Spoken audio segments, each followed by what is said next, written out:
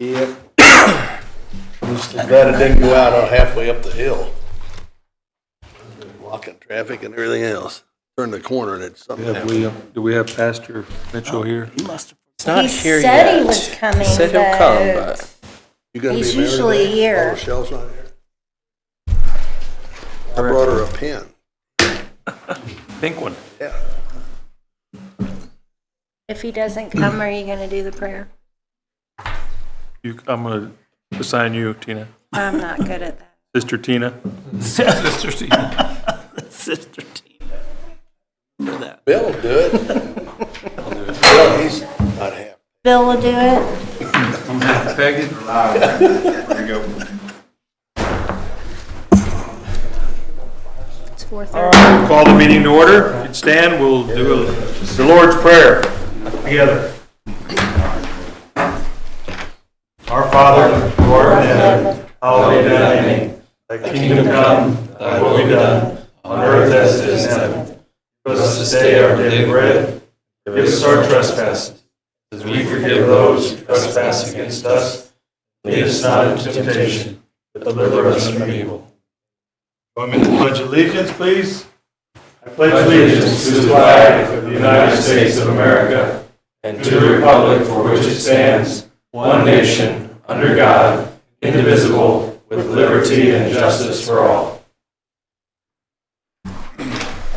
All right, Tina, if you would do the roll call, am I correct? We need to Mayor actually Young. call the meeting to order still. He did. He did it Okay. before the invocation. Vice Mayor Wilcox. Here. Commissioner Greenlee. Here.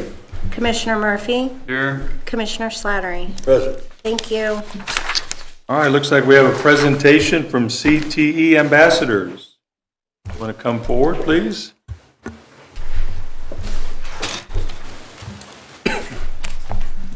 Good evening, Commissioners. Thank you for the opportunity to speak with you tonight. I am Destiny Eiler, Ashton High School CTE President. This is Eleni Sheely, and we are here to provide an overview of Ashton High School's Career and Technical Education Program, an essential part of preparing our students for the workforce needs of Northeast Kansas. Our CTE program is designed with a clear purpose: to connect students' educational experience with real-world skills, hands-on learning, and meaningful career pathways. Today's students are eager to understand why their learning matters. CTE offers that connection by giving them opportunities to explore careers, develop technical expertise, and build soft skills that employers consistently identify as critical: communication, problem-solving, teamwork, and adaptability.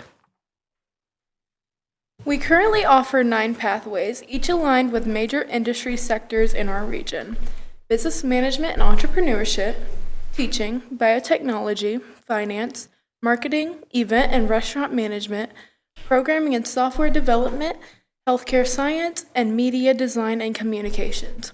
These pathways are built in consultation with labor data and workforce trends across Northeast Kansas, ensuring our students are prepared for careers that are in demand at home.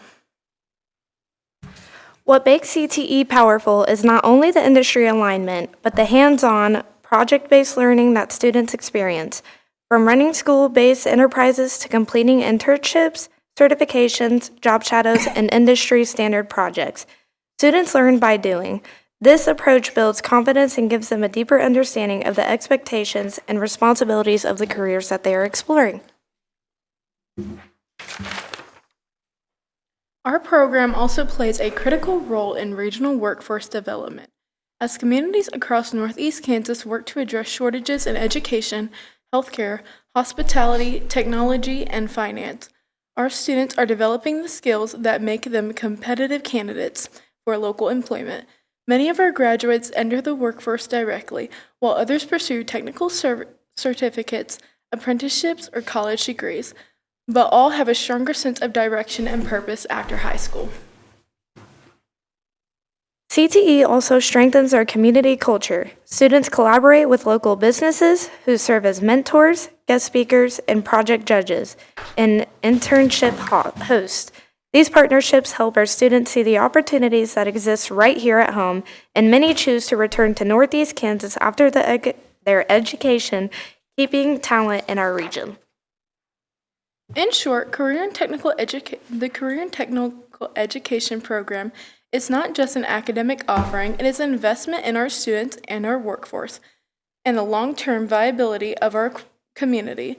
By giving students early exposure to high-demand fields, practical experience, and a vision for their future, we are helping them take the confident steps forward to careers that matter. Thank you for your time, and thank you for your continued support of our schools and our students. We are happy to answer any questions you may have.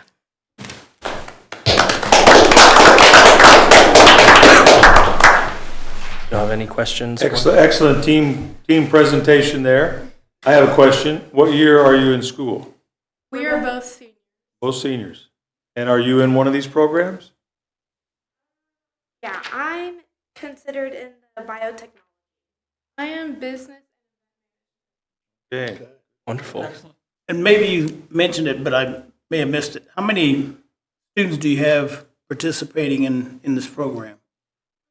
Justin knows the exact number, right? Nice. Good.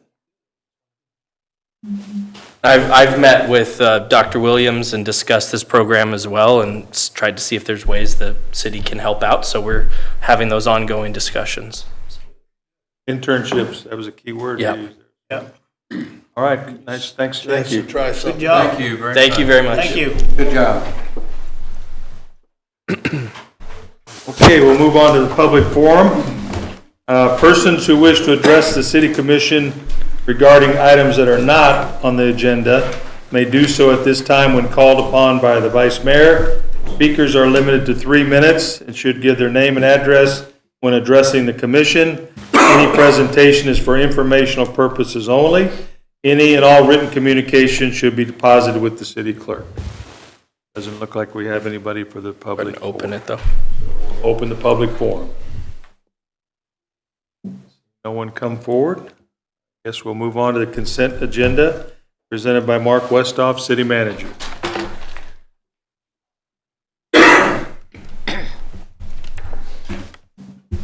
Thank you, Vice Mayor, Commissioners. Tonight, have a handful of items on the consent agenda.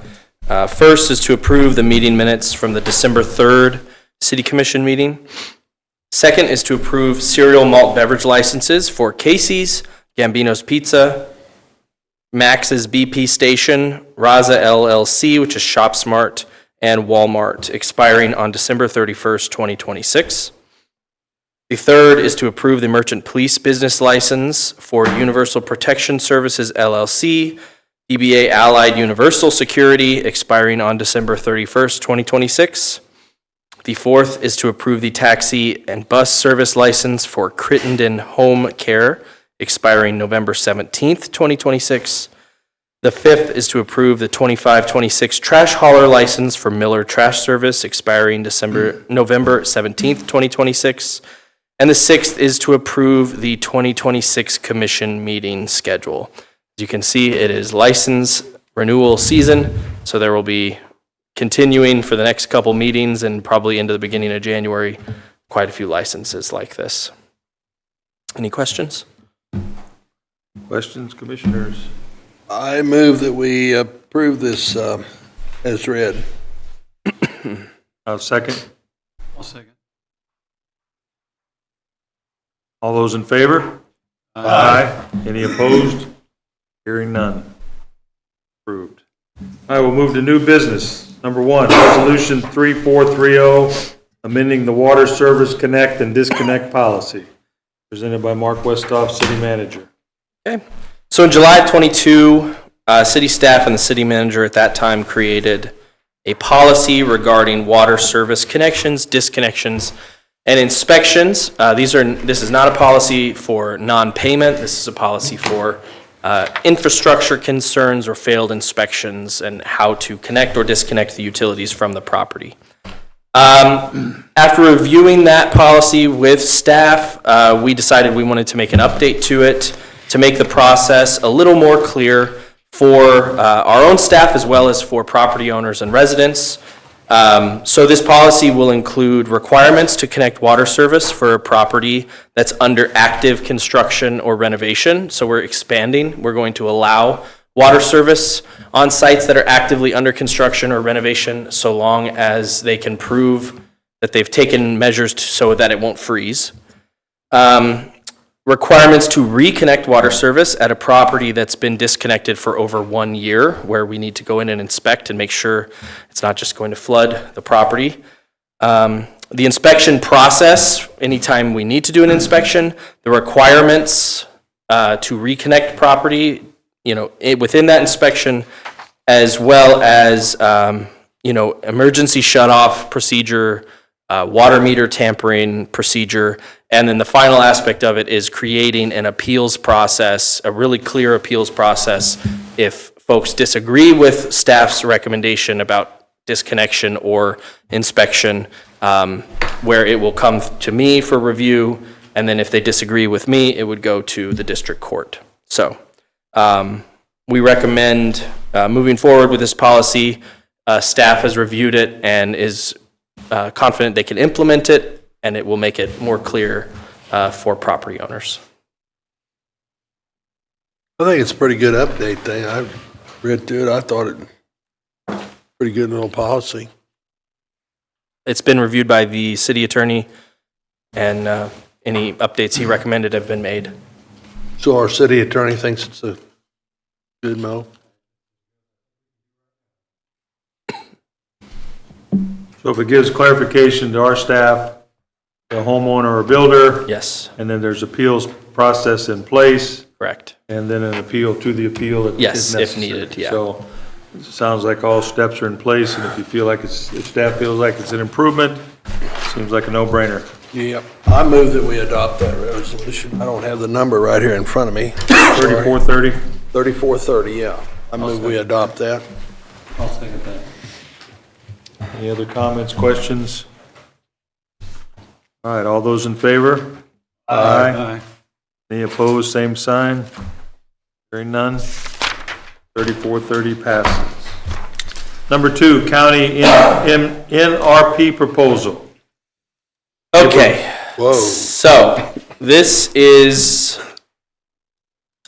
a larger discussion. In 2016, actually going back to the 1990s, the city and the county, along with the school districts, have had in place a neighborhood revitalization program. It was updated and expanded in 2016, where we all agreed upon an enhanced target area within the city that would receive a larger rebate through the program if they did upgrades or built new homes in that area, in that target area. The program ultimately includes a 95% rebate on the improvements that are made in the target area for 10 years and then a step down. In the non-target area, it's 2 years and then a step down. Our estimation is this program has proved to be wildly successful. It's led to a lot of improvements in residential and commercial areas throughout the county, but specifically within the city. In 2021, the program was expanded again by the county. Justin was involved in both of those negotiations and can give background on those if you have questions. But in 21, there were not substantial changes to the city's portion of it, so we agreed to that, and that has been in place ever since then. The current NRP and the interlocal agreement for it extend through the end of 2028, is my understanding, based on the language of that agreement. On September 2nd of this year, Atchison County notified all parties to that interlocal agreement that they intend to withdraw from the program in 90 days, and that is December 1st, 2025. I attended the county commission meeting on October 28th, where this was discussed at length, and then they also discussed it again at their November 10th meeting. After that November 10th meeting, the county commissioners submitted a proposed new NRP framework to us and all other parties to that interlocal agreement. They requested a response by today, and I told them that's not possible because we didn't meet until the end of the day today. I've included their proposal, which is on page 76. I also went ahead and included the current plan, which runs from page 76 to page 119. And then on page 120, I included an analysis of their proposal, as well as how the plan will look, the current program will look, if the county chooses to withdraw on December 1st and we have not all agreed to a new framework.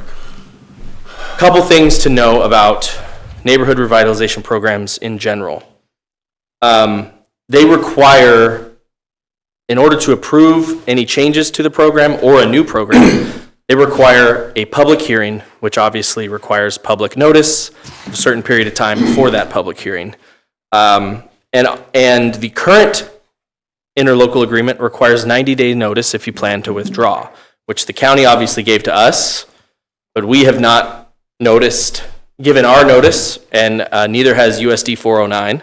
So as of December 1st, if the county does not extend, they will be out, but we will still be in the current rebate program. The analysis on page 120 shows a couple scenarios to take a look at. The first, it will compare the current rebate program on top. The second row is the current NRP program if the county withdraws, but the school district and the city remain within it. And then the third line is an analysis of the proposal sent by the county if the city, the county, and the school district all agreed to that new proposal. Now, that can't happen by December 1st.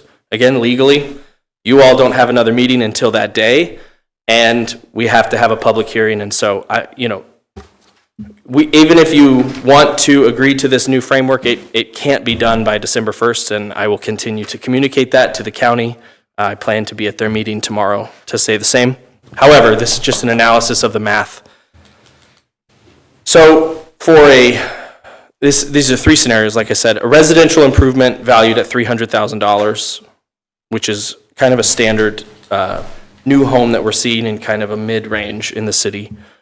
There's a residential improvement at $500,000, which is one of the more upper level homes that we're seeing built. And then there's a commercial improvement of around $1 million. I chose $1 million because in consultation with some of our business owners who've done work in the last few years, they've told me there's not a whole lot you can do substantially in a commercial project under that amount. If you were to start a new business from scratch in town, it's going to cost a fair bit of money. Many of you are business owners, and you probably could speak to that as well. But ultimately, this is just an analysis.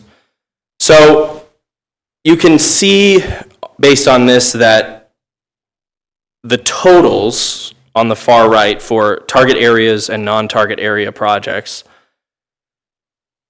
if we stick with the current NRP program and the county withdraws and does not extend the deadline or continue negotiations on this proposal, the total rebate available to individuals making those investments is greater than if we were to go forward with the proposal as it sits today.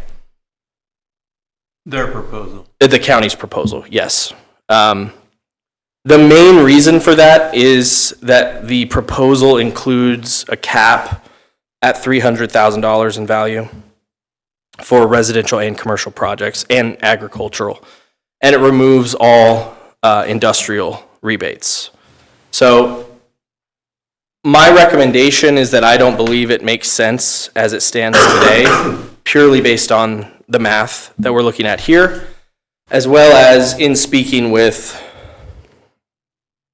multiple individuals in the city who are doing these kind of improvement projects, using this math in their loan documents and things that they're going to their financial institutions with, that the proposal probably does not work as well for us as if we just continued moving forward.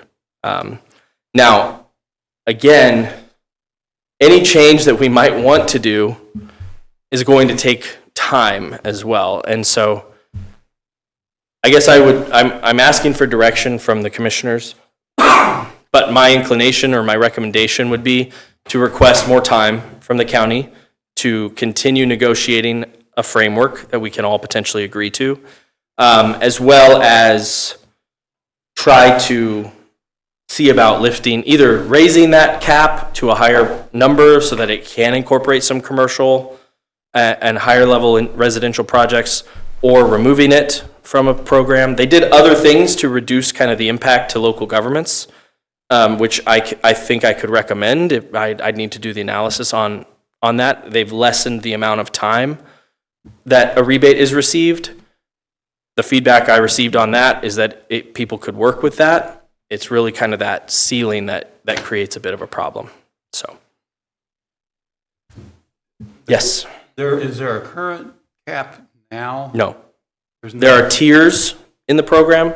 So for lower level investment, you receive one kind of rebate. For upper level investments, you receive a different kind, but there's no cap. Okay. And of the inquiries and the people who are applying for this, where are most of these following? I know you said 300 is kind of a standard, but is there? Well, no, that's- Is there 500,000, 600,000 ones? Oh, yes. Yeah, there are plenty of Same those. time. So they're It's a little difficult to interpret that. We did receive the numbers from the county. It's a lot. There's 2,500 properties that have entered this program in the last 30 years, and over $260 million worth of improvements that have gone through this program and are now on the county appraisal for the whole county. So the reality is that a quick glimpse at that data shows there's projects in the millions of dollars, and there's plenty of projects that are renovations that are under 100,000, and there are lots of new homes which range anywhere from, in the recent 5 years, from $200,000 to probably $600,000. Have we got this up on the city website, this part here on page 120? No, It'd be that's great just if an we could internal. Put that up, I think, so people. Well, it's on there now because it's in this packet, but Sure. yeah. I just think that's a really good analysis of this. It's a bit, there's more to it even than that. It doesn't account for inflationary value of those dollars over time, which actually makes the proposal even a little weaker, if I'm honest. But I didn't include any of that. This is just basic dollar-to-dollar comparison. I'll say in the proposal,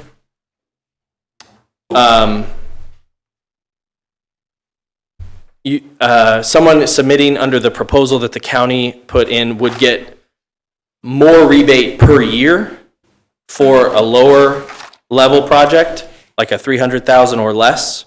They would get more dollars per year rebated. They'd get it for a less amount of time, and so the totals turn out to be advantageous to continue the current program without, does that, so it kind of was a question. We spoke with some developers who've done projects, who have active projects, and who are looking to do more projects in the city. And their general opinion was that they would prefer to have more rebate over time than the proposal, which is the short term with less dollars over the life of the rebate program.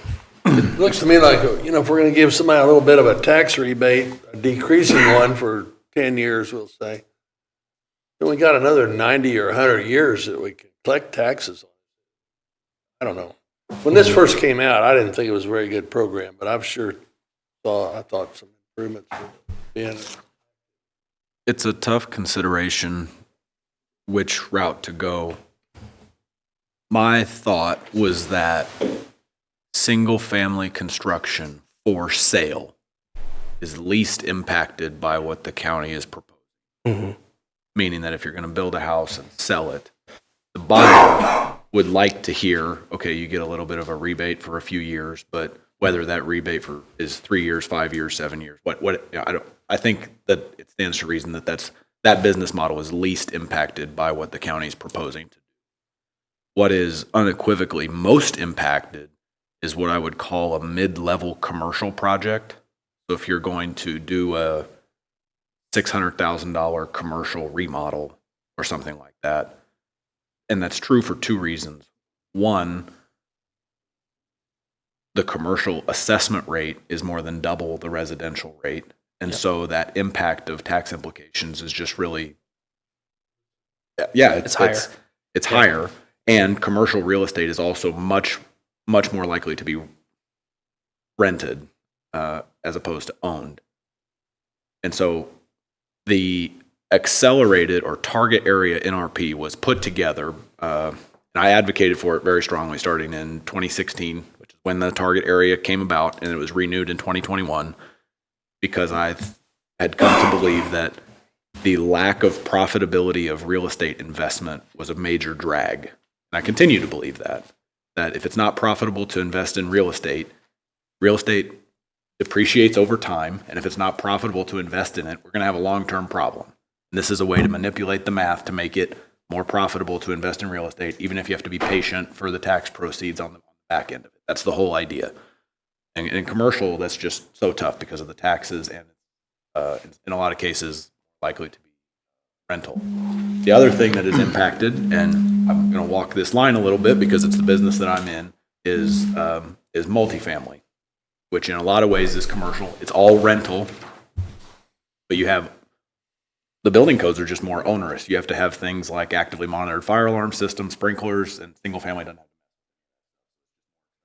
have to build. Anyway, it's a really tough consideration. So we had this meeting I've met with some of the developers, expecting them to be okay with the reduction from the county, but I think it's fair to say that we discussed it with them a lot of different ways, but it was pretty unanimous that we'd be better off to sit tight, not make any rash decisions. They would like us to continue negotiating with the county. Just keep at it.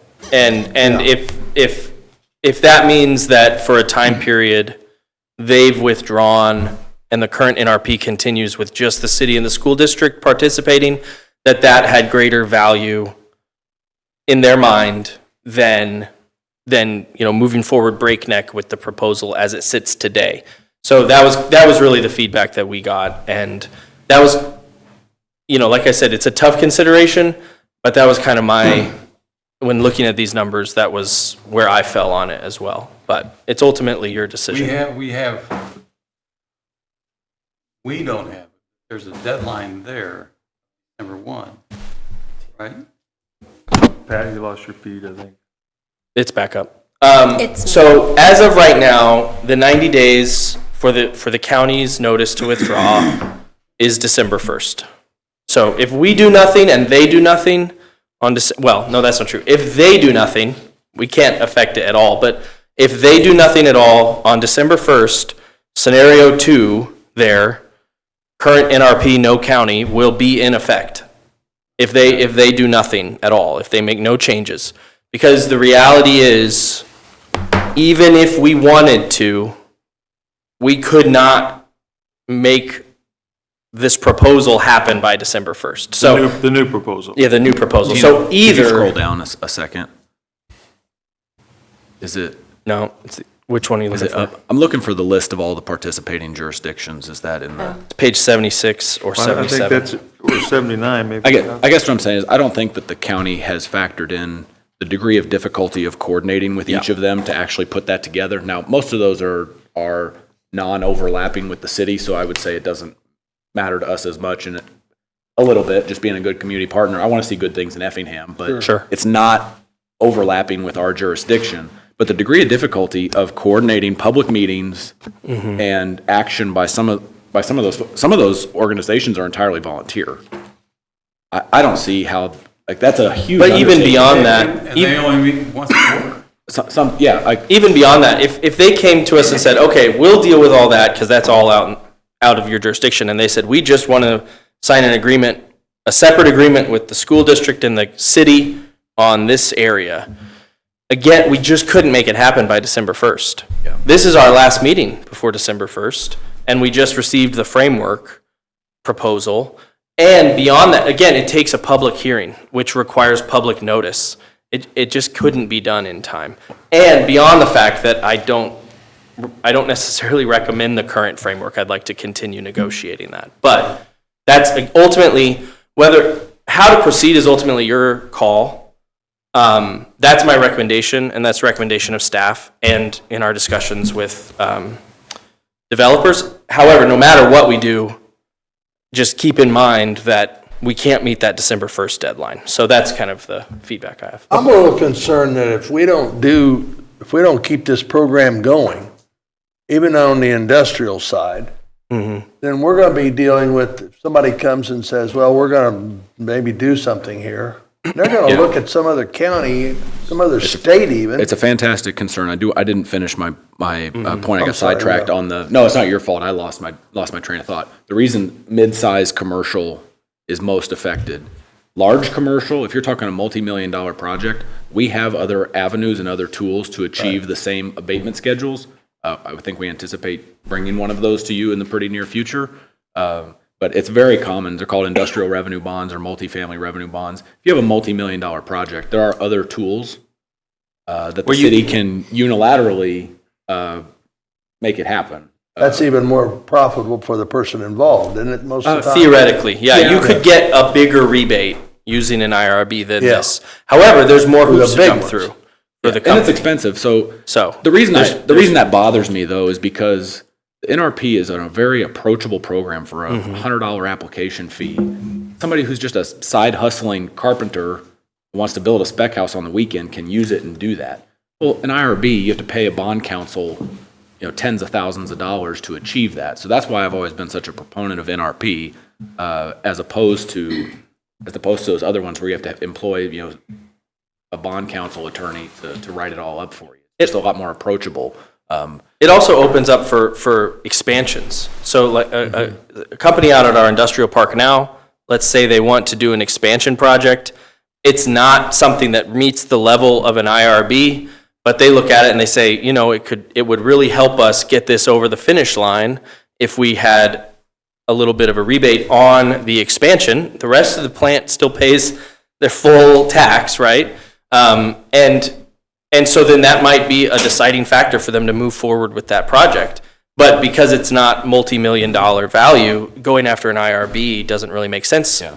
This I can brings see them where over we the could finish lose line. a business that they can't do a little $500,000 deal. They'd say, well, let's just. It's a great point because it's a marketplace. So like when people say like, well, what do we need to do to get more business in Atchison? This is it. Okay, well, I mean, and everybody's doing Part of the that. Like, portfolio. why would a business locate here as opposed to Lee Summit or Omaha or Dallas or like it's all circumstantial of like position and transportation and access to things that are important to them. But I can promise you, if you're not willing to, like when they show up, that's the first question is like, all right, what are the utility rates? What are the tax rates? And what sort, what tools do you have available? And you might not like that. I don't happen to like that either, but I also don't want to cut off my nose despite my face. Like it's the world that you exist in. That's the and as world much as we we live can talk in. about what it ought to be, to get some wins, these are the type of things that you do. You look at communities in Kansas that are growing in population and or commercial growth, industrial growth of some kind. Every single one of them does some kind of incentive program. Now, what their incentive program of choice is might differ by community, but that's where these things are going. So, and I think this program is proven.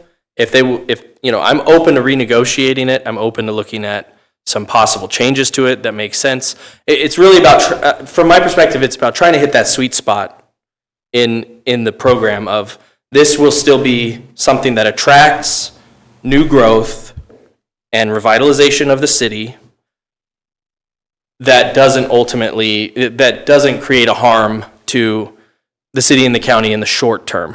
Because in the long term, all of that's positive. All of that helps us, right?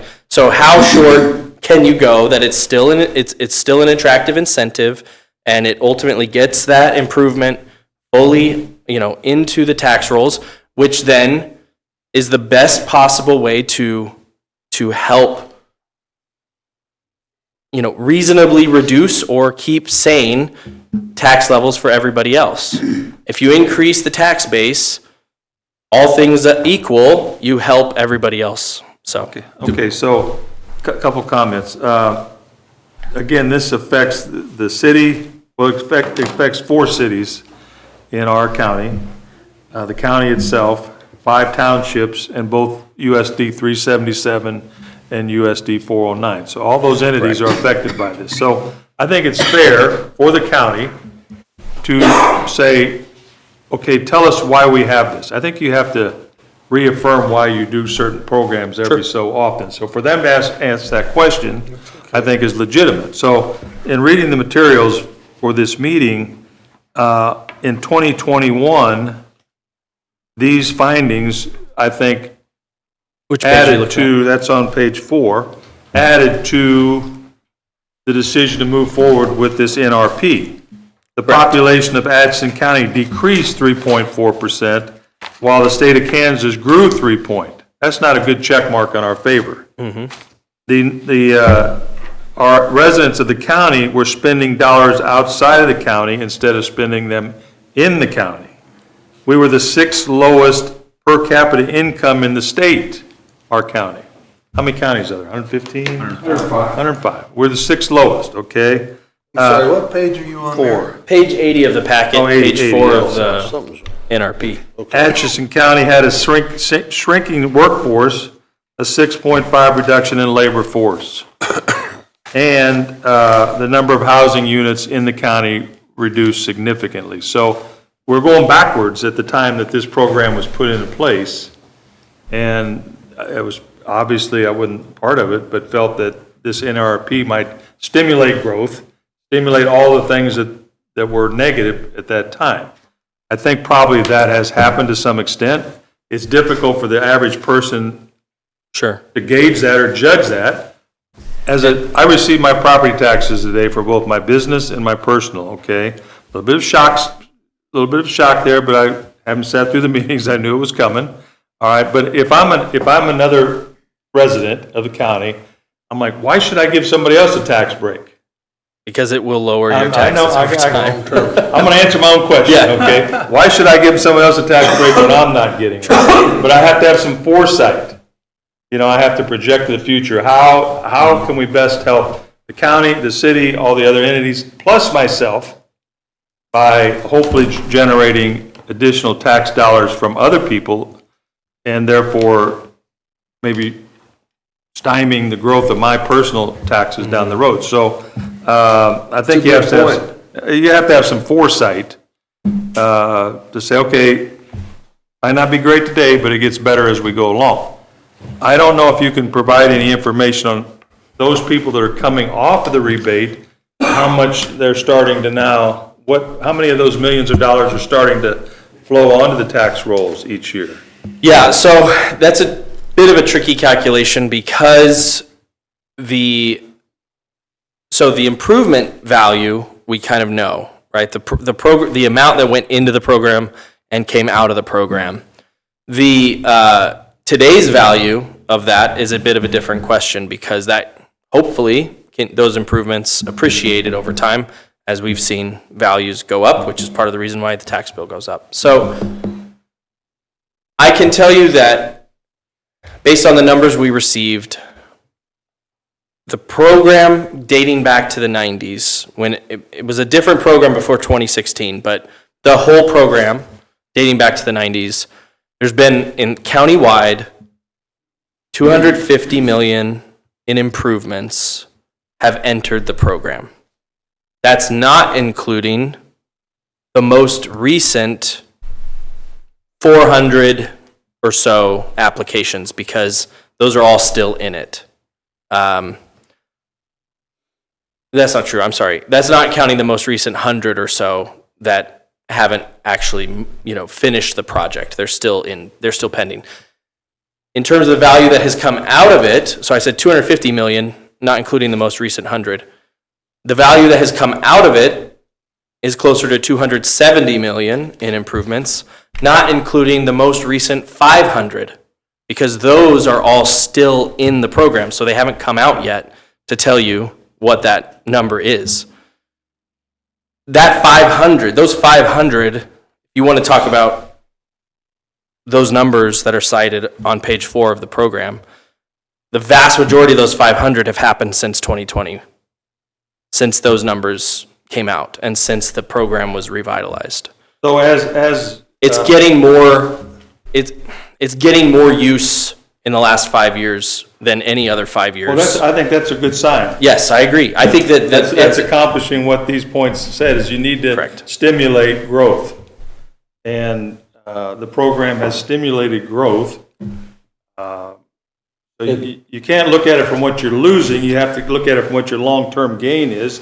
Just like you put into an IRA or, you know, a 401k, you don't get the benefit right now, but someday, you know, it'll be there for you. So as programs graduate out of this and those go onto the tax rolls, I would assume that incrementally tax revenue has gone Correct. up yes, as a result of this program. absolutely. One thing you mentioned, I think that's worth really accenting in fairness is this is a valid question. What are the appropriate amounts of rebates and for what length of time? What do we want to incentivize? What should we not be incentivizing? Are we giving away too much? That's a totally valid question. And I think there are some, but it's always a kind of a messy political negotiation. There are some features of this program that are in it because in 2015 or 16, that's what the county insisted on. Now their political environment has shifted quite a bit, and they want a pretty drastic haircut to things that their organization, the only reason they're included is because their organization insisted on it. So it's a totally appropriate to check and see and have that. I think there are even a haircut to we're seeing enough development right now, maybe a haircut to some of those categories, a significant one even, it would be totally appropriate.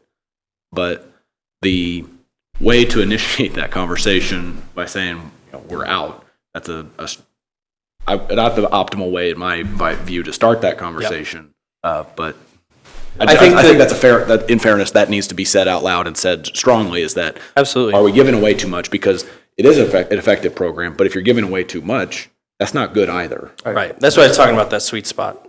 Commissioner Murphy. The dilemma that we're in, though, is we have their date December 1st. We have to make some kind of a decision basically tonight. Well, yes and no. That's kind of what I was saying. What path? Yeah. I mean, if you're successful in convincing them to give us more time, that's a completely different story. Sure. Than if they say no, then they fall out and we just keep going. Well, and that's kind of why I wanted. So first of all, that's a great point. I wanted to put together that analysis to show that, basically, to show that you have some freedom and some time if you don't feel comfortable making some kind of hard decision tonight.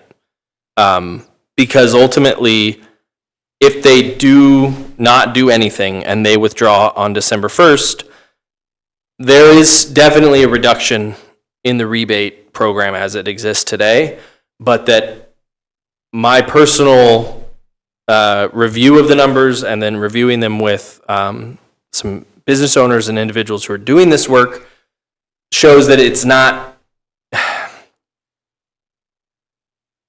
that the proposal in front of you today would theoretically be a little bit worse than just letting them withdraw and trying to negotiate something further down the road that we think is a better fit for the city. So that the part of the reason that I put this together was to answer that question. I received this proposal and I'm saying, do I need to make my city commissioners make a decision, yes or no, on November 17th? And I think that the analysis of it is that, first of all, you don't necessarily have to make a hard decision tonight, because even if you did, we can't make it happen by December 1st. So even if tonight you said, great, this framework's good, go back to the county and start negotiating the new agreement and move forward, we couldn't get it done by December 1st. we don't have, we would have to wait until at least the second meeting in December in order to have that public hearing. I So think we're pretty well, that's why I was just saying though, that you have, in a lot of ways, you have time. The ball is kind of in their court, really. They've kind of tried to toss it back to you guys. And ultimately, I think that because of the process that needs to take place, it's still really kind of in their court. One other thing I think is important here. When they gave 90 days notice, that meant that you don't just get to immediately change the rules, 90 days. So the people that I know that do projects that benefit from this program, what I told them is in your situation, and you have 2 years to finish when you get approved for a neighborhood revitalization application. So the developers that I know, The ones that are active in town. The ones that have been most active, the top 7 or 8 or whatever that have done serial projects, my advice to them was, you're planning on building 9 houses in the next 2 years, go get the your permits and file the applications. So that perhaps would be another feather in the cap of what Mark is suggesting, which is that the folks who are experienced and know what they're doing already have put a 2-year runway in front of them, and that buys you some time. yeah. It stinks for the person who's kind of showing up and trying to figure this out and Right. didn't know there's all these changes and isn't privy to those conversations, and they're just gearing up to do their first project, and they show up and realize they don't get the same thing. I feel for them, but the folks, I don't know what else to do. Like, we've communicated with the folks who use it. Ultimately, to really do this the right way, whatever framework we decide on or agree to really do this the right way, we need to coordinate with all of these public entities. Not necessarily us, but somebody needs to coordinate. Again, they're kind of out of our jurisdiction. Like, I'm happy to help with some of those conversations, but we aren't the ones who requested a change. So ultimately, someone needs to coordinate with all of these entities. We need to come to an agreement on a framework or the outline of a new NRP program. Set a date in the future, a reasonable amount of time, so that all of these entities can either submit their notice to withdraw as of some date. It might even be more than 90 days. They're welcome to do that. Have that date be the day that the program ends, the old program. The next day is the day the new program begins, and say, in that meantime, each entity, you have these responsibilities, which is to hold a public hearing, to vote on this new agreement that we've drafted, which isn't even drafted yet, to sign the new interlocal agreement and say it starts on this date. I think that's what's been done in the past, because ultimately, otherwise you end up with this stair step. So I'd be good with that, wouldn't you, Kevin, Mark? I think so. I think so. I would still request an extension to make that happen. My preference would be the current program continues until we can all agree on a new one. Yeah, absolutely. That's what I think I'm okay with that. Yeah, well, I think you still have to legitimize why you want the program. I agree. Okay? So I think based on the use that the program has experienced to this point demonstrates that there is a need and a desire for it. I think you can see, I drove around town again today, 20, 30 very visible projects that you can see that are happening that are probably utilizing this program. I think we have a window of opportunity here in the next couple of years, whether it's in an industrial park or the proposed medical school at the college, where there's the potential for significant growth that you wouldn't want to hamper at this point by removing this program. It seems very foolish to not want to invite those improvements to happen.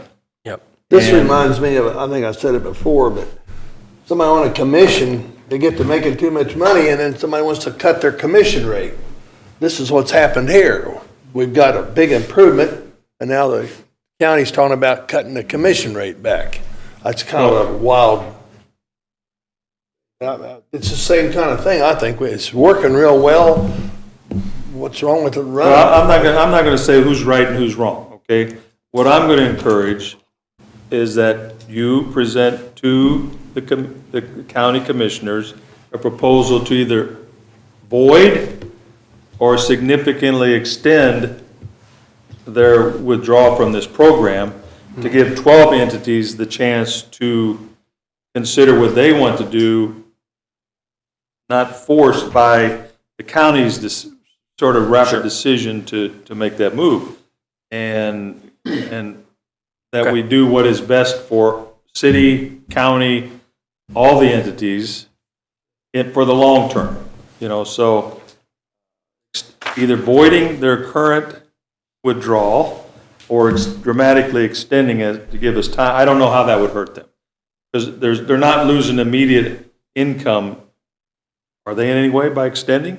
I mean, no, in part because, again, The only people- way that you could get your head around thinking that it's costing them is if the program is giving away rebates to projects that would have otherwise happened without it. But you never know that. That's It's tough to know. no, and in fact, the feedback we receive is there's a large percentage that have happened and that are planning to happen that would not without the program. Now, in some method, what they haven't said like without the exact program that there is today, but without something in place and without something that's a little more substantial than the Well, proposal. that's why everybody puts all their stuff on sale at Christmas. Sure. Whether it's on sale or not, they put a sale sign up there to get you in the door, right? And, if somebody's spending hundreds of thousands of dollars is more inclined to want that savings as compared to someone buying an ugly sweater, so that we need that motivation for investors, builders, people that are going to come in and add to what we have here in our city. Mr. Murphy, were you? Well, you've been in business, I've been in business, we've all used banks. Banks love pro formas that show how you're going to make it 10 years. And I've had on every loan I've ever done is the tax rebate program myself. I took advantage of it, 15, almost 16 years ago. If that wasn't there, my pro forma wouldn't have worked. That's how commercial businesses, anyway, retail businesses, we have to be able to make it work. And if you take one of the pieces out of the pie, you're not going to have the whole pie. To me, The whole thing collapses on itself. exactly. That could be one thing. It can be one thing. And that's why you've experienced it. I know that when you go to do something and you go, just take something that's $5,000 a year can make a big difference on whether you do it or don't, or your lending institution loans or don't. If this were inducing like just wild profits, I promise there'd be more people doing it. Yeah. Like we can list the people who have been serial users of this program on two hands. So is it working for people right now? Yeah. Like there's, half a dozen people building a lot of stuff, but to think that like this is making people wealthy or like the returns on real estate investment are so exorbitant, if that were true, there'd be a lot more people doing it. Well, I've got 2 properties right now that we've just finished up on the program. I would have done one, but the other one I wouldn't have done. I just wouldn't have done. So I think I have pretty clear direction from the board based on the discussion of how to proceed. I will plan to attend the county commission meeting tomorrow.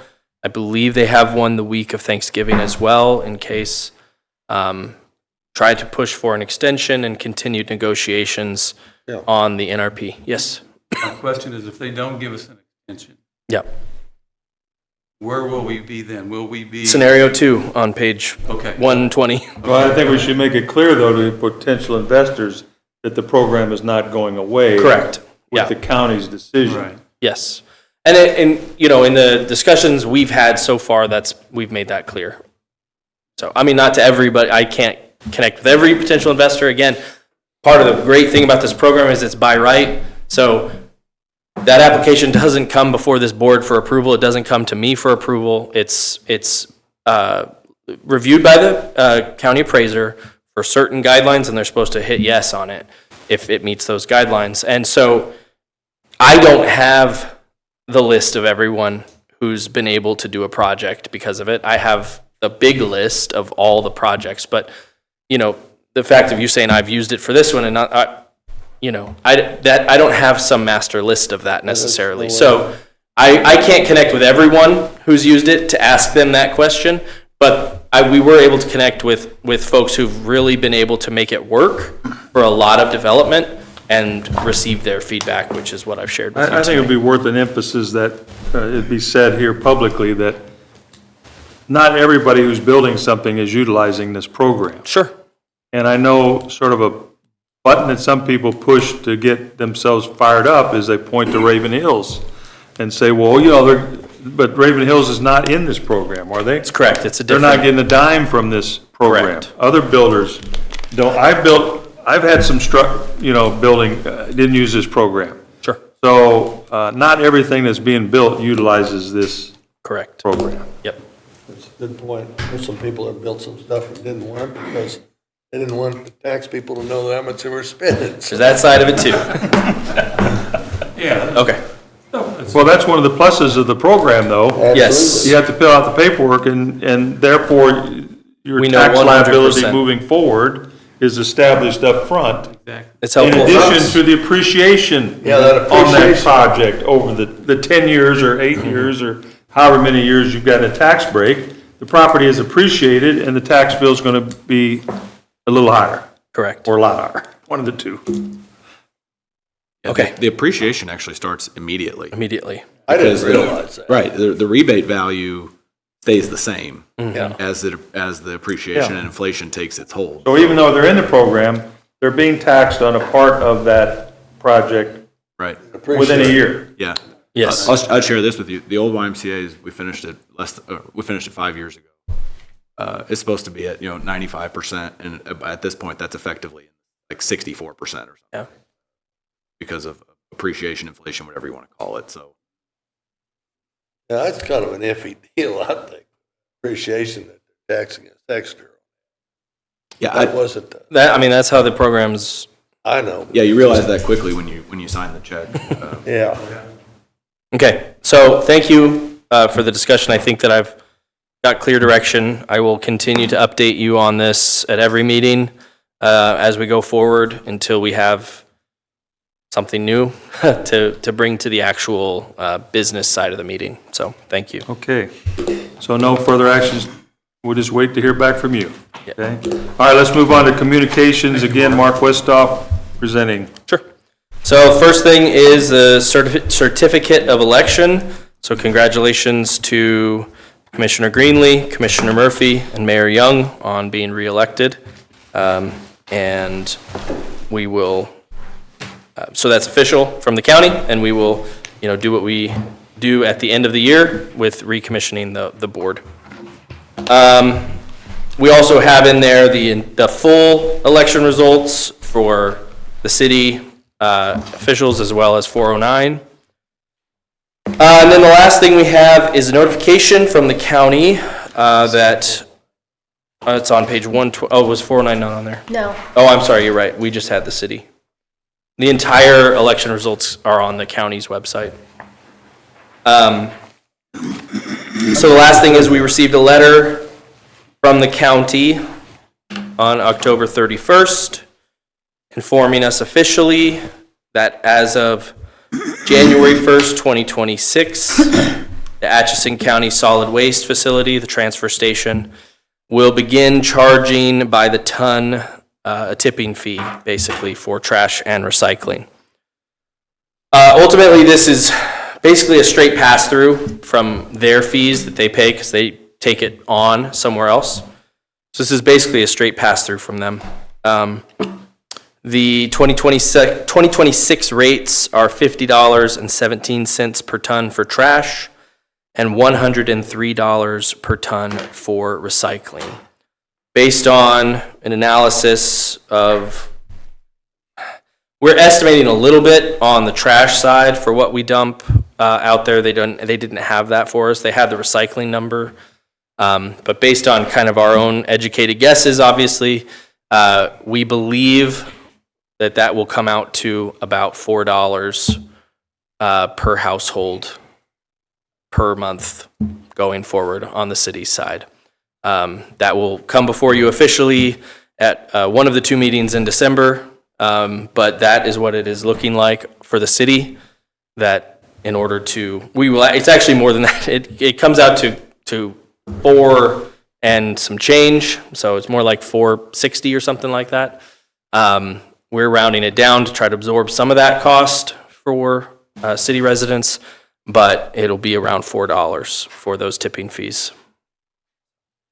You think maybe we ought to look at this recycling thing where they're charging, maybe it's time we It's a good question. pass recycling for. It's a good question.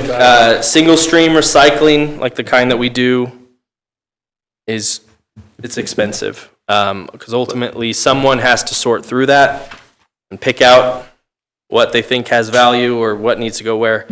And in doing so, that costs money. And so, yes, it costs $103 per ton for us going forward for recycling. I would say the numbers on that show that less than 10% of our tonnage is in recycling.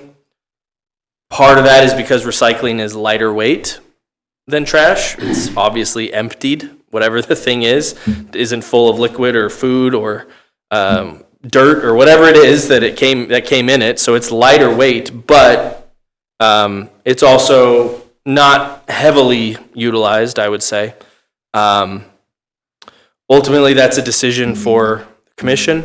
If you would like to continue offering recycling to residents, if you'd like to give us direction on looking for alternatives, there are alternative programs to picking up recycling at your door.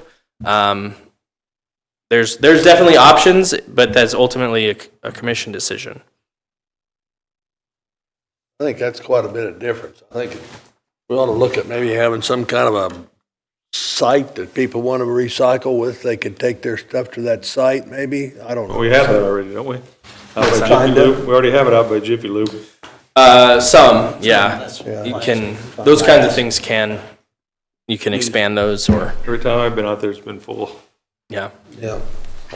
I don't know if, Clinton can weigh in too if you have specific questions, but, like I said, if you basically took all the tonnage we recycle and you put it into trash, when you do the math on that again, it's still around, it basically gets rid of that change and makes it $4 instead of $4.80 or something. Instead of the fees that we're being charged by the county or that the county's being charged by the recycler? Both. We're It's gonna the, charge. because ultimately it's the same. So they put in this that they are basically passing on their fee. So the county transfer station is not the final site of your trash. If you want to get into the dirt here, the county transfer station is not. It's not that kind of dump.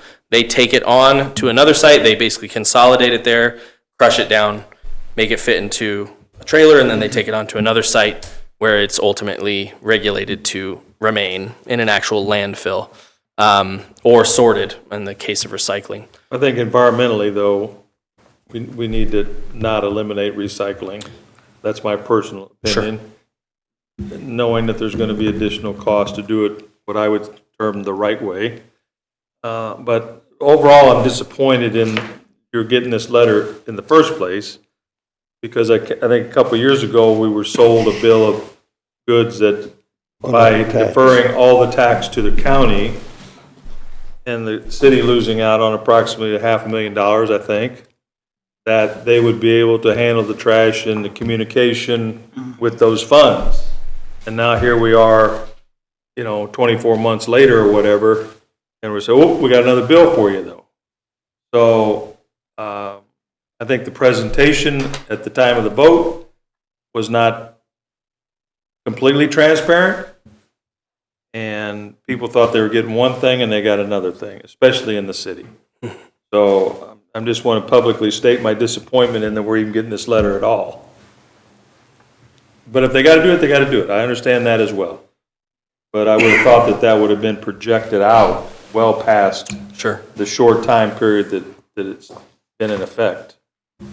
And I have expressed my own frustrations that this was brought to our attention after the budgeting process as well. All summer into the fall, we worked on our budget for next year. This was not part of it, so most likely be prepared for a solid waste budget amendment next year.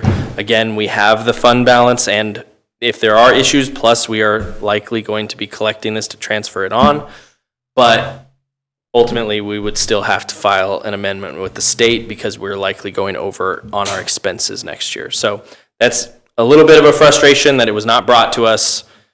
I think that the first notification I got of it was literally 2 weeks after we passed our budget. So that was a bit of a frustration, and I shared that frustration. But nevertheless, this is kind of the reality that's in front of us. And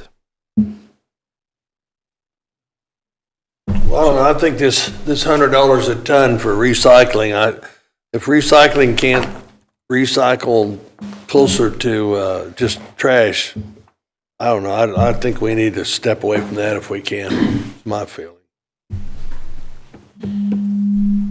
And offer some way of letting people, if they still want to recycle, I have a site they can take it to, that it can be more monitored as far as being separated in materials that are recyclable. That's too much of a cost. Well, before making that decision, I would encourage that we find out from the general population of the city what their preference would be. Recycle or not recycle. I don't know if that's easily With done. the cost. With the cost being, made it knowledgeable. sure, okay. I mean, just look at how many water bottles we got sitting right here. Plastic computers, Computers are a whole other ballgame. paper, I just see a lot of people just dumping trash in the damn recycle. On one case here, my place. Just keep doing that. And just adds. Well, that adds to the cost because Yeah, ultimately somebody has to sort through that. Maybe So we could do a little education about what those green ones are for, instead of just another trash can. I think we put out a lot of information on that. There's a sticker on the lid. So we'll continue to do those things. We can look at options. At the same time, though, I'm going to say I am very, very pleased with our trash service here Yes. in the city of Atchison. It's top drawer. I think so too. And again, even with the $4, if you do a rate comparison, which happens from time to time, we receive those through LKM and other entities. You do a rate comparison for our trash service versus other cities in Kansas, it's more affordable here than in most places. On top of that, you can compare it with, local for-profit trash services, which I think would be considered higher than ours. So I think we do a good job. Speaking of which, not only the city's affected by this, Correct. but our private vendors, Martin Correct. Miller, who just got a license, and Yep. they might want to reconsider, I don't know. But they're going to be impacted, as are their customers. Correct. I would imagine. Possibly gonna be- I haven't heard from them specifically, but as a for-profit business, I would imagine that they will pass that cost on to their customers Yeah. as well. Trust me. Are we good with communications? Any other comments, questions? Informational items, you're still on, boss. Yeah, financials are there. If you have any questions about that, please feel free to ask. And then the next thing we have is a report from the chamber as well. The financials are there. I don't know if you want to hear maybe from Jill on things that are happening. They've got some stuff coming up with the holidays. Do you want to? We always like to hear from Jill, and she's been patiently sitting there. Shaking my head. No, in a good way. Okay, so you can see our financials. Our 2026 budget just got approved at our last meeting. So these are the financials for our third quarter. So during that time, we welcomed over 2,000 people into the visitor center from a total of 40-some different states and 3 different countries, if you count Canada. I do. Well, you know. So our membership doesn't continue to increase. We have finished out the year with 39 new members this year at the chamber. Great. So we also, at the third quarter, we had the BC Bash. I again thank the city for finding us water so that we didn't have to shut down a street this year, so thank you for that. We have started our plans for 2026, which include, of course, our new resource guide, our visitor guide, website. We rolled out that new one this year. And then our conferences and association marketing plan. So if any of you guys belong to an association and you'd like to not have to travel to the conference each year, please let me know. I will be glad to reach out and try to do an RFP to get them here. We successfully won an RFP this last, for November of 26. We just hosted the CCEKS. And next November will be the Kansas Museum Association. So we are working diligently on those conferencing. I'm working closely with Bill down at the hotel for all of those. I'm also working on our sports tourism index. I'm meeting with Tyler at 409 and Mike from Benedictine. They are my last two nails I had to nail down to get them in. So I have about 14 RFPs looming at me, so I need to get those into the index. Anywhere from horseshoes, so if we do win that RFP, I might ask for some city assistance to get the horseshoe pits at Jackson Park pretty. And then there's cross country and quad ball championships that I'm going to be working on an RFP for. And then also the NAIA just put out all of their RFPs for cross-country, volleyball, and basketball. So I'll be working with Mr. Fawcett to get those RFPs out. And then I am here to answer any, Christmas. Yeah, that's what I was supposed to talk about. Christmas. So we are currently doing our passport to Christmas. So if you don't have a passport yet, please go get one. And the passport, you spend $20 in a store on each column. You get a sticker, turn it in, and we're giving away money to winners. We also are doing the window decorating contest again this year. There was quite a stir last year.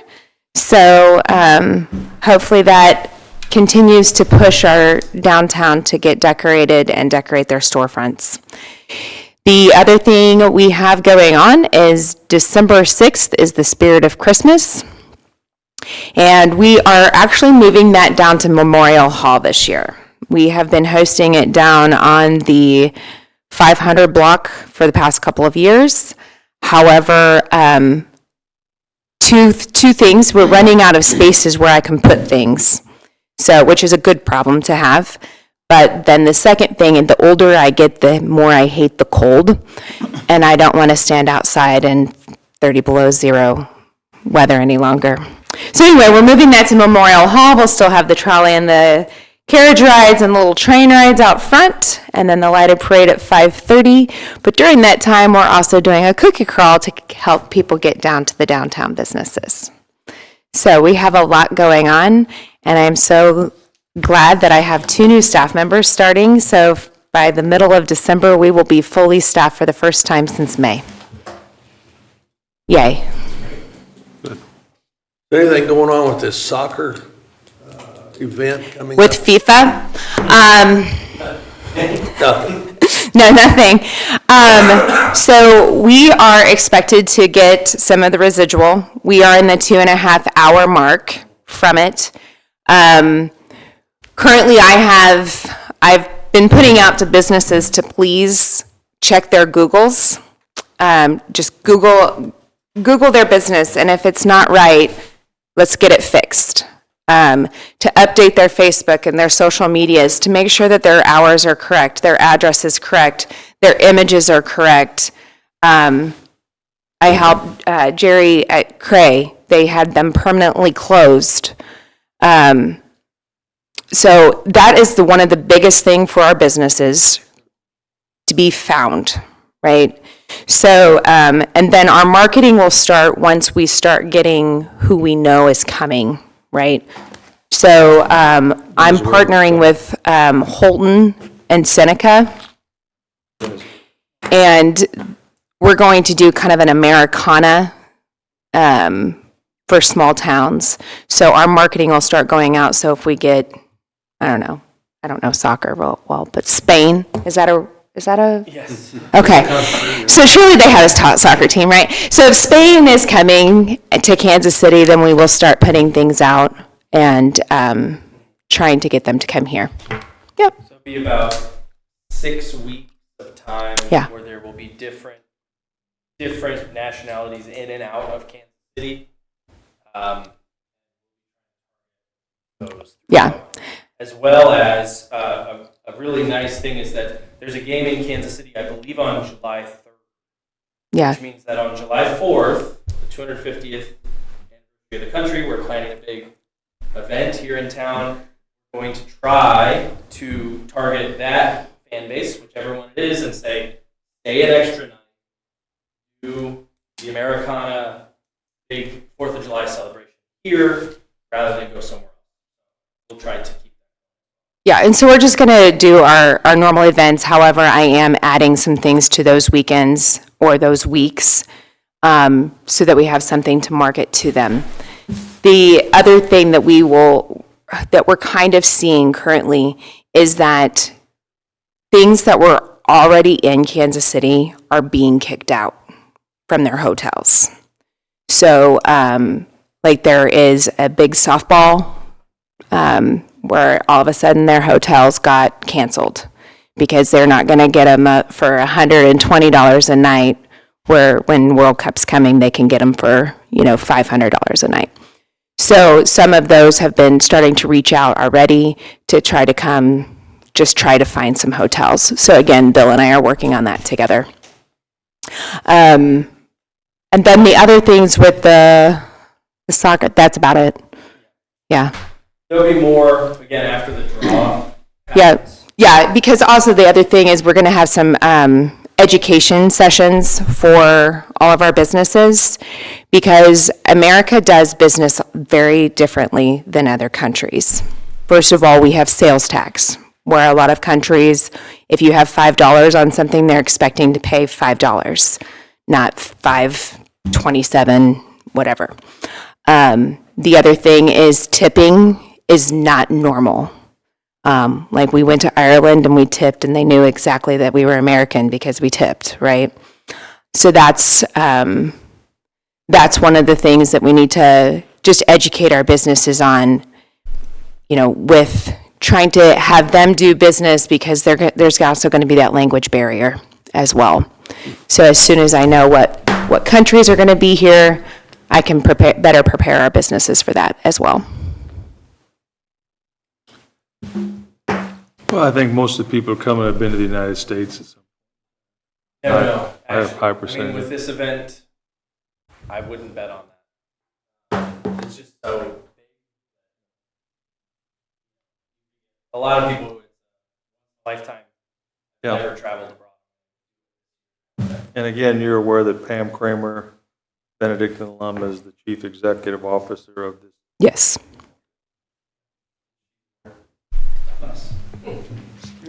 And she's active with the college. Yeah. Great. I have one question. I have one answer. Because so I see that the golf tournament was successful, Muddy River was successful. Yeah, we actually made money this year. Yeah, congrats. Thanks. I'm not seeing the numbers on the Sally House. Income is lower than expenses. So the income is our cut on it, and the expenses is what we pay the owners of the house. All money gets put into a deferred revenue account, which is a liability account, because it's not our money yet. The money does not get moved into revenue or expenditures until the stay happens. So the revenue that you're seeing is a true revenue that the chamber makes off the Sally House, not what has been purchased.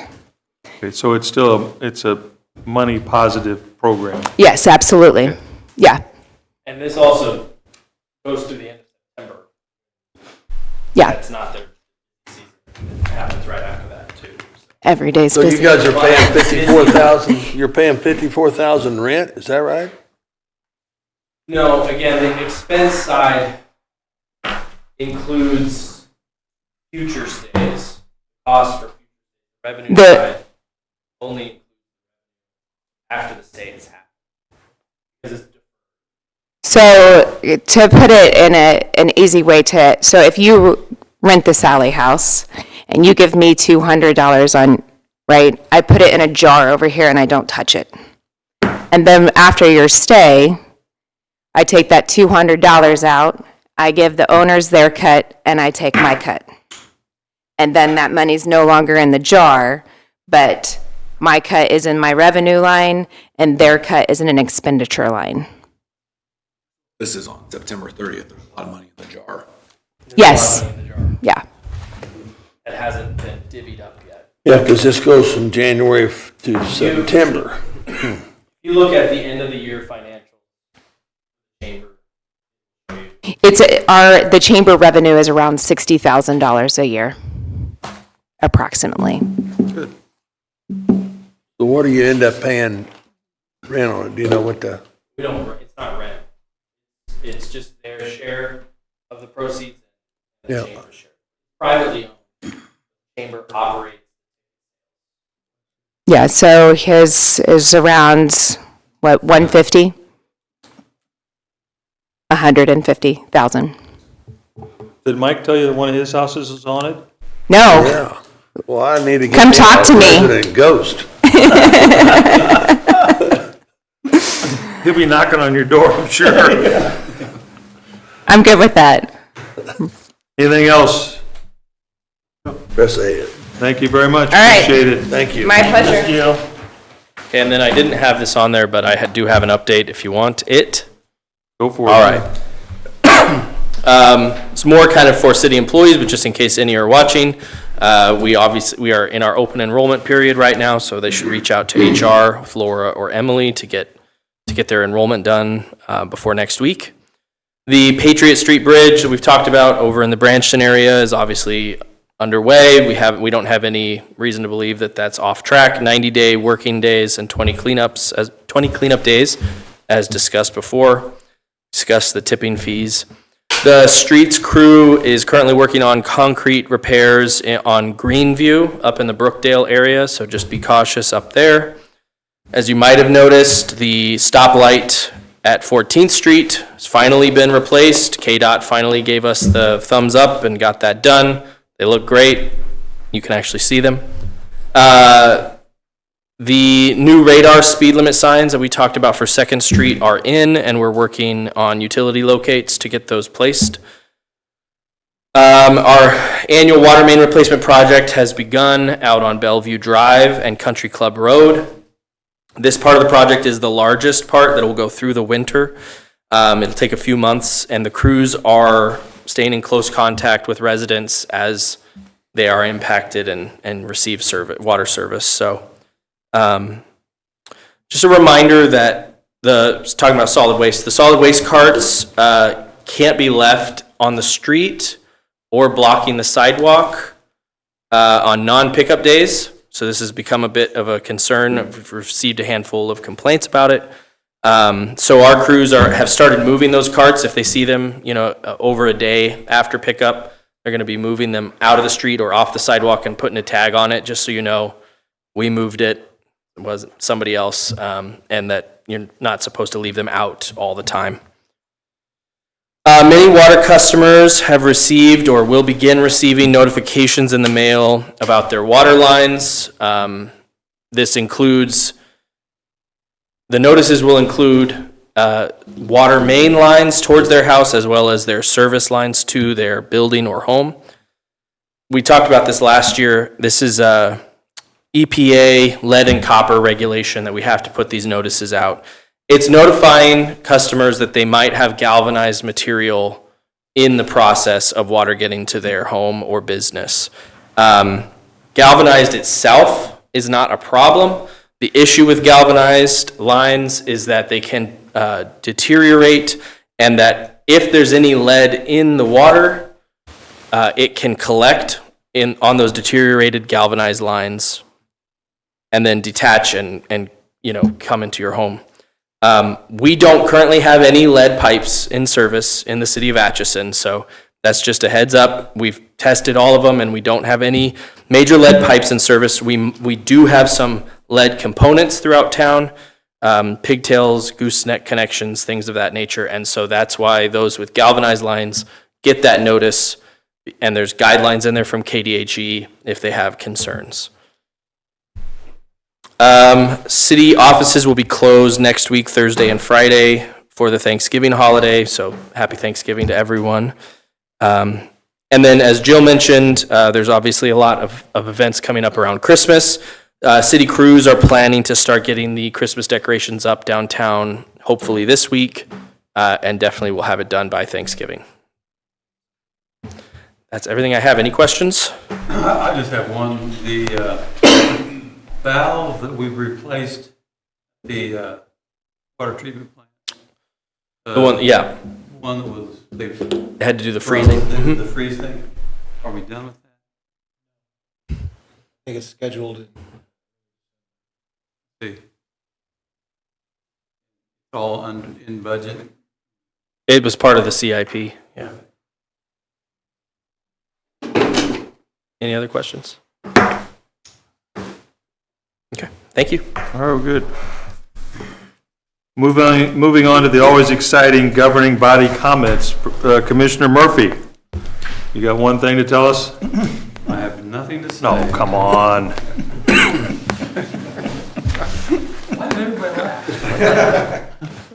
Commissioner Slattery. You have to laugh again. Ineffective up here. Commissioner Greenlee. I have the same Oh, thing. man. Nothing. I would compliment our vice mayor on his wonderful job of running the meeting. I will say, congratulations to Benedictine. That's what I was waiting for. Had a major win over the weekend, and we'll be playing in the playoffs, home game. Right, they'll be in the NAI National Playoffs, home game, Saturday, November 29th. Everybody out there, our students will be gone. Come to the game. 5-minute drive, cheap ticket, free parking, great tailgating. Come to the game. Absolutely. All right, we good? Yep. All right, have a motion to adjourn, please. Got a first and second, in favor? Any part of that. Meeting's adjourned. You got the land bank. We're gonna move to the land back meeting here in a Yeah. second. Wait a minute, who seconded? Jesse. Thank I you. don't want any part of it. I'm gonna proclaim a 1-minute timeout. Yep, take a break.